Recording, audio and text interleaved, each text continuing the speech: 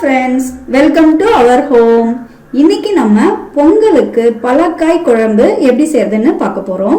இந்த பலக்காய் குழம்புல நம்ம 5, 7, 9, 11 அந்த மாதிரி ஒற்றைப்படையில தான் காய்கறிகள் எடுத்துக்கணுங்க. அது மட்டும் இல்லைங்க, இங்கிலீஷ் காய்கறிகள் எதுவுமே இதுல சேர்க்கக்கூடாது.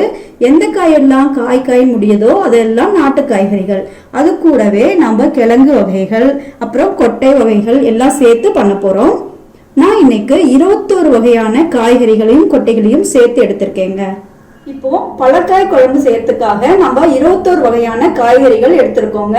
அது என்னென்ன காய்கறிகள் அப்படின்னா வாழைக்காய், புடலங்காய், பீக்கங்காய், தட்டைக்காய், பாவக்காய், கத்திரிக்காய், சொரைக்காய், மஞ்சள் பூசணிக்காய், வெள்ளை பூசணிக்காய், வாழைத்தண்டு எடுத்திருக்கோம்.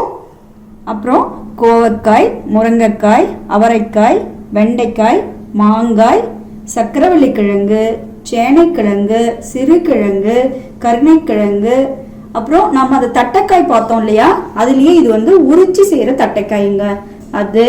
அப்புறம் பச்சை மொச்சை, அப்புறம் துவரங்காய் இதை எடுத்துக்கிறோம்.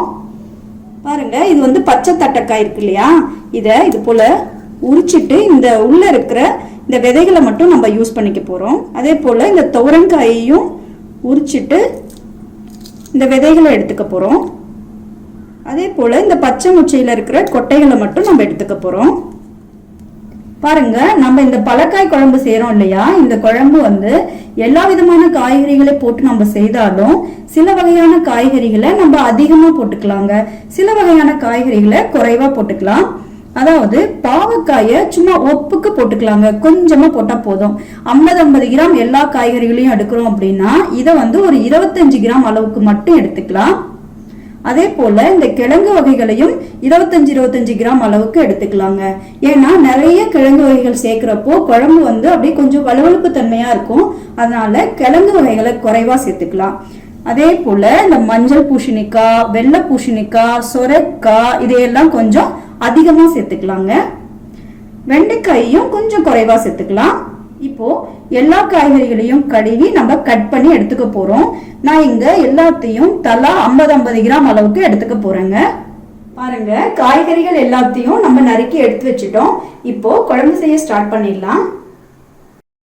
பொங்கல் குழம்பு செய்யறதுக்காக ஒரு மண் பாத்திரத்தை அடுப்புல வச்சுட்டோம். இதுல 4 டேபிள் ஸ்பூன் அளவுக்கு நல்லெண்ணெய் விட்டுக்கலாங்க.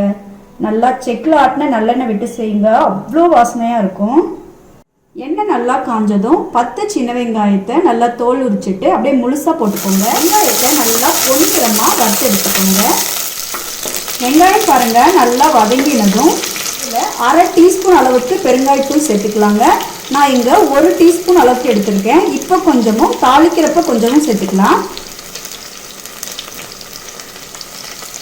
இதை லேசாக கிளறி விட்டுக்கோங்க.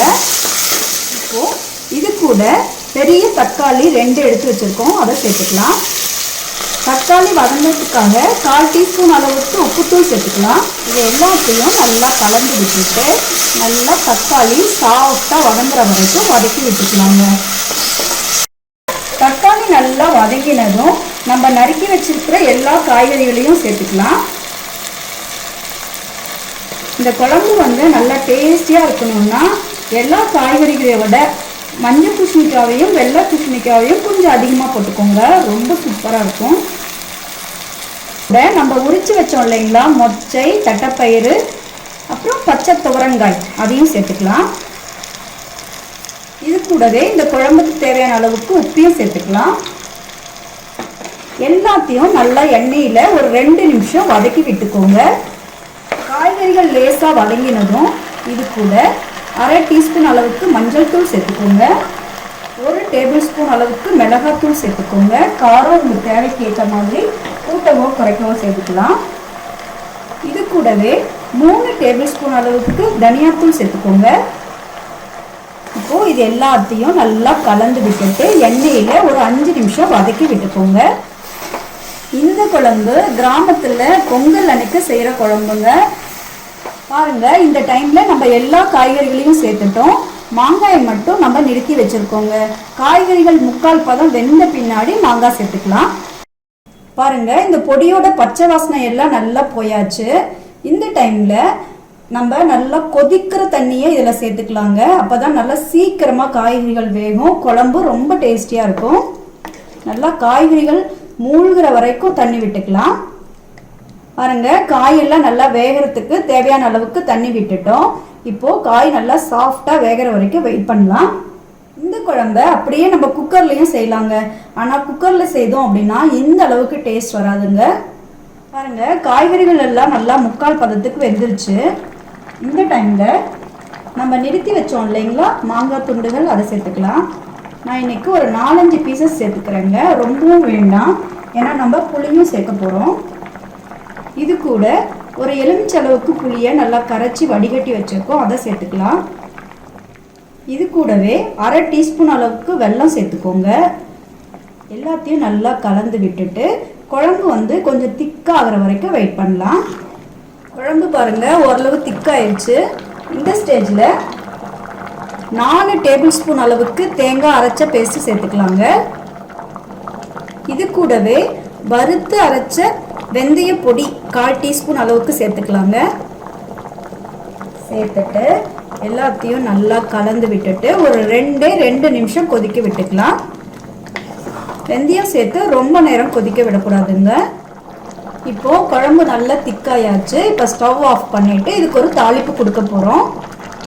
பொங்கல் குழம்பு செய்யறதுக்காக ஒரு கடாய் அடுப்பில் வச்சுட்டோம். அதில் 4 டேபிள் ஸ்பூன் அளவுக்கு நல்லெண்ணெய் விட்டுக்கலாங்க. இந்த குழம்புக்கு கொஞ்சம் எண்ணெய் தாராளமாக விட்டு செய்கிறப்போ ரொம்ப டேஸ்டியாக இருக்குங்க. அதே போல் 2 நாள் ஆனாலும் கெடாது.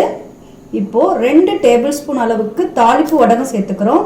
தாளிப்பு வடகம் இல்லாதவங்க கடுகு 1 டீஸ்பூனும் சீரகம் 1 டீஸ்பூனும் சேர்த்துக்கோங்க. ஆனால் இந்த குழம்போட ஸ்பெஷலே தாளிப்பு வடம் தாங்க, அதனால் தவறாமல் போட்டுக்கோங்க. இது கூட நல்லா ஒரு கைப்பிடி அளவுக்கு கருவேப்பிலை சேர்த்துக்கோங்க. இது கூட 10 சின்ன வெங்காயத்தை அம்மியில் தட்டி வச்சுருக்கோம், அதை சேர்த்துக்கோங்க. எல்லாத்தையும் நல்லா மிக்ஸ் பண்ணிவிட்டு வெங்காயத்தை நல்லா பொன்னிறமாக வறுத்து எடுத்துக்கோங்க. வெங்காயம் பாருங்கள் இது போல் நல்லா பாதி அளவுக்கு வறுபட்டதும் இது கூட நம்ம நிறுத்தி வச்சோம் இல்லைங்க அந்த பெருங்காயத்தூள் 1/2 டீஸ்பூன் அளவுக்கு சேர்த்துக்கலாம். இப்போது இது எல்லாத்தையும் நல்லா கலந்து விட்டுட்டு வெங்காயம் நல்லா முருகலாகிற வரைக்கும் வதக்கி விட்டுக்கலாங்க. பாருங்கள், வெங்காயம் நல்லா முருகலாயாச்சு. இப்போ ஸ்டவ் ஆஃப் பண்ணிவிட்டு இந்த தாளிப்பை குழம்போடு சேர்த்துடலாம். அவ்வளோதான், நம்மளோட சுவையான பொங்கல் குழம்பு ரெடி. ஃப்ரெண்ட்ஸ் பாருங்கள், நல்ல டேஸ்டியான ஹெல்த்தியான நம்மளுடைய பாரம்பரியமான பொங்கல் பலக்காய் குழம்பு ரெடி பண்ணிட்டோம். நீங்களும் இந்த பொங்கலுக்கு வீட்டில் ட்ரை பண்ணி பாருங்கள். உங்கள் எல்லோருக்கும் என்னுடைய பொங்கல் நல்வாழ்த்துக்கள். இந்த வீடியோ உங்களுக்கு பிடிச்சிருக்குன்னா ஞாபகமாக லைக் பண்ணுங்கள், உங்கள் ஃப்ரெண்ட்ஸ்க்கும் ஷேர் பண்ணுங்கள். நன்றி.